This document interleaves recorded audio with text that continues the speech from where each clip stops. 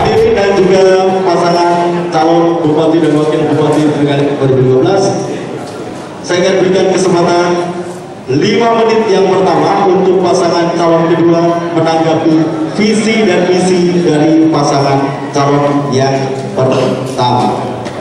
Kita itu mulai sekarang. Pertama-tama mungkin saya ucapkan juga salut kepada pendukung paslon nomor 2 yang sudah mengedepankan budaya santun. Dan budaya santun itulah yang akan kita tentunya dorong dalam memberikan tanggapan terhadap apa yang disampaikan dengan baik oleh Bapak Khalid dan Bapak Trio Handoko. Jadi budaya apa yang ingin kita kembangkan di Trenggalek, saya sampaikan tadi santun, kemudian juga budaya kritis dan objektif.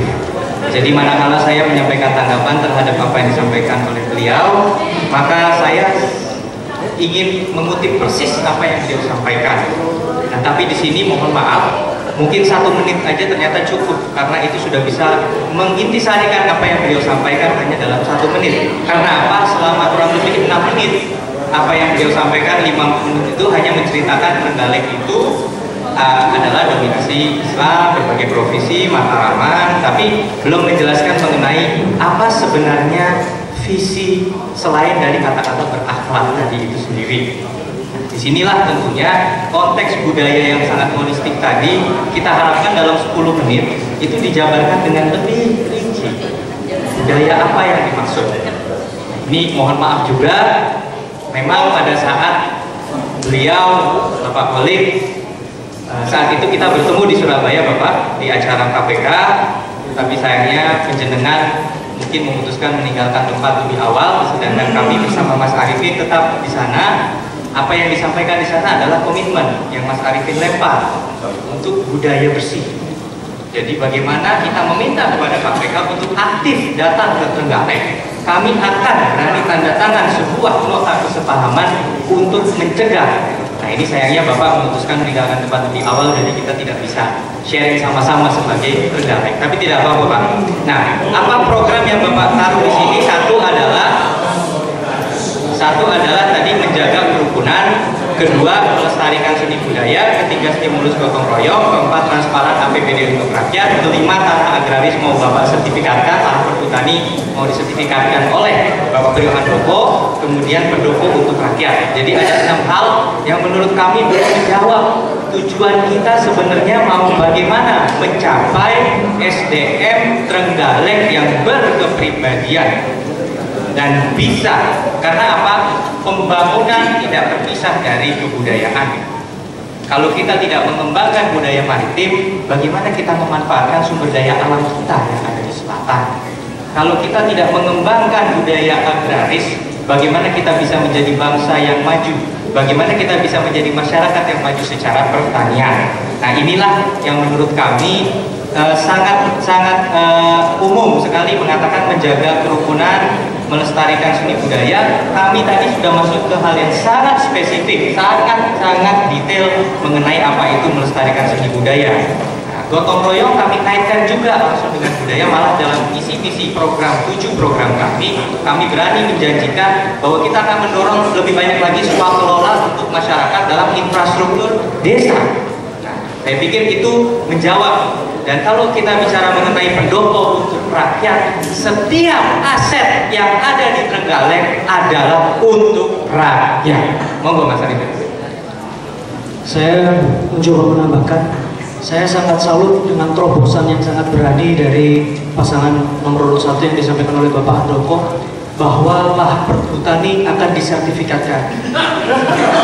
Sebentar, mohon maaf. Terima kasih, saya lanjutkan.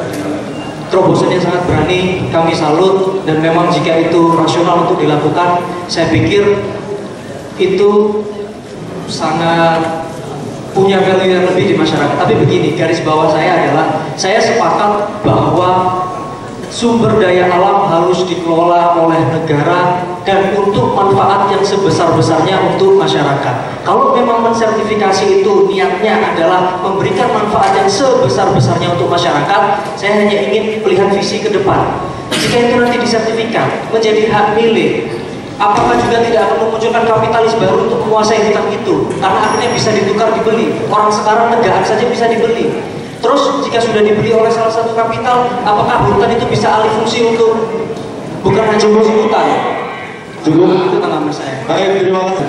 Kali ini gilirannya Pak Khalid dan Pak Priyo untuk ya tadi ini teman di paslon 2 ini ternyata punya tanggapan. Pak Khalid 10 menit untuk berjenengan Pak Khalid menanggapi apa yang disampaikan oleh pasangan calon yang kedua. Boleh silakan. Boleh sekarang Pak. Mengutarakan tentang sosial dan kebudayaan seni budaya di Kabupaten Trenggalek secara detail. Sebenarnya itu memang yang terjadi seperti itu. Jadi istilah kalau tentara ya religi, kemudian masih menggunakan tradisi, sehingga seni budayanya juga budaya tentara dan seterusnya. Itu tadi saya kira orang Trenggalek bukan hal yang asing lagi, saya kira Pak sudah banyak tahu seperti tentang lampu laut, kemudian apa yang namanya lungkangan dan seterusnya. Dan memang budaya seni budaya memang kalau bisa untuk menopang pariwisata. Namun karena ini adalah visi misi, itu nanti ketika siapa yang dijadikan rencana pembangunan jangka menengah daerah 5 tahun ke depan, artinya akan masuk program untuk jangka menengah. Oleh sebab itu saya sebenarnya pendek saja, bukan pertanyaan, menanggapi seperti yang diutarakan oleh Mas Emil, Mas Ipin, bagaimana memasukkan untuk program-program mengimplementasikan dalam praktek-praktek penyelenggaraan negara atau pemerintahan, dalam hal ini adalah kewenangan daerah berdasarkan otonomi. Saya kira itu yang perlu kami sampaikan, karena apa? Itu nanti adalah masuk atau menjadi RPJMD daerah. Jadi kalau ngomong tentang seni di Trenggalek ini budaya bersih untuk penyelenggaraan pemerintahan yang bersih, berwibawa dan seterusnya, saya kira itu sesuatu yang sifatnya juga normatif. Artinya apa? Semua saya kira wajib untuk menciptakan itu. Suatu bagaimana kira-kira dalam praktek-praktek penyelenggaraan pemerintahan ini, karena adalah sistem. Makanya visi misi kami tadi mulai dari bagaimana menanamkan semangat kebangsaan. Saya awali dari landasan ideal, konstitusional, kemudian bentuk negara, kemudian Bhinneka Tunggal Ika tentang semboyan bangsa Indonesia. Itu semua untuk mencapai tujuan. Kemudian bagaimana karakter di Trenggalek, kemudian secara real apa yang akan dilakukan melalui praktek-praktek penyelenggaraan pemerintahan. Saya kira visi misi Mas Bil cukup bagus dan detail, hanya saja bagaimana ini nanti untuk mengimplementasikan dalam praktek-praktek penyelenggaraan pemerintahan. Saya kira itu nanti untuk menyempurnakan visi misi yang akan dijadikan RPJMD. Ingin tanggapan dari itu, barangkali dari mana ada tanggapan? Masih 10 menit loh Pak, berarti masih 4 menit lebih loh Pak. Monggo silakan Pak menanggapi. Tapi monggo. Tanah ini memang suatu hal yang luar biasa. Begitu saya menyentil sertifikat itu, semua kelihatannya antusias sekali. Apakah tanah kehutanan bisa disertifikatkan? Itu sebuah pertanyaan. Bisa. Pertanyaannya adalah apa mungkin? Saya jawab mungkin. Undang-Undang Pokok Agraria mengatakan bahwa fungsi tanah adalah berfungsi sosial. Kemudian di peraturan pemerintah selanjutnya dikatakan barang siapa menempati tanah selama 20 tahun berturut-turut tanpa ada sengketa, maka hukum memberikan hak kepada pemiliknya. Di Trenggalek mayoritas lahannya lahan perhutani, dan petani hutan kita tidak hanya hari ini memfungsikan memelihara itu tanah, tetapi sudah turun-temurun dari nenek moyangnya ratusan tahun. Dia membangun rumahnya, mencangkul, mencari tanaman, menanam demi nasib kehidupan keluarganya. Kasus yang terjadi, banyak tanah-tanah yang sudah didiami ratusan tahun tetapi tidak bisa disertifikatkan karena dikatakan tanah perhutani. Maka bagi saya ini salah, dan saya berani menyatakan bisa. Kenapa? Satu, dasarnya jelas, apabila nanti KH memang dipercaya masyarakat Trenggalek, yang KH masukkan bukan mensertifikatkan hutan, bukan. Karena apa? Yang kami sertifikatkan adalah kepastian hukum. Apakah betul tanah yang berbatasan dengan lahan perhutani memang milik perhutani atau memang milik perpajakan yang merupakan tanah adat? Jika itu betul tanah adat, maka wajib dilakukan konversi. Dan pemerintah daerah harus mengupayakan untuk melakukan program Prona. Ini apa? Untuk membantu masyarakat kita yang berbatasan dengan lahan perhutani yang faktanya sudah puluhan tahun bahkan ratusan tahun mereka memfungsikan tanah itu, menggantungkan hidup juga dari tanah itu, tapi kenyataannya sampai detik ini dia tidak mendapatkan hak kepemilikannya. Jadi kalau kita bicara soal sertifikat bukan berarti hak milik, bukan.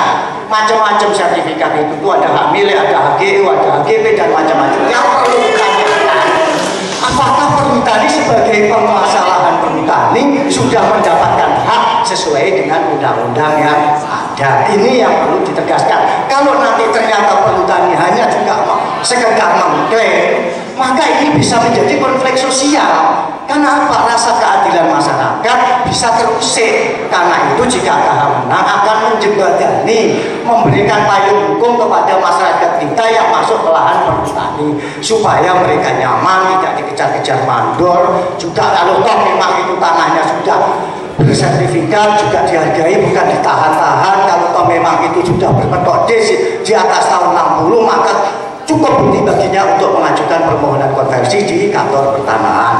Yang perlu diperhatikan di sini adalah bahwa pemerintah daerah harus bekerja sama dengan Badan Pertanahan dan kemudian juga berbicara sesuai dengan karakter masyarakat Trenggalek, yaitu musyawarah mufakat untuk mengajak bareng, yaitu perhutani dengan pihak masyarakat dan pemerintah dan kantor pertanahan. Berikutnya untuk namanya pendopo untuk rakyat, betul.